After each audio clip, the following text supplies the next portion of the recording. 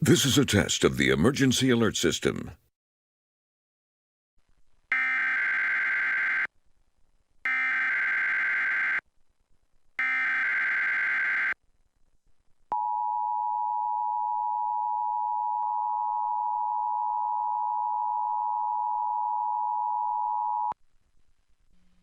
This is a test of the South Central Michigan Emergency Alert System originating from a local primary station. If this had been an actual emergency such as a tornado, a toxic material release, a widespread loss of power or phone service, or other state or local emergency that affects your safety, official messages would have followed the alert tone. This concludes this test of the Emergency Alert System.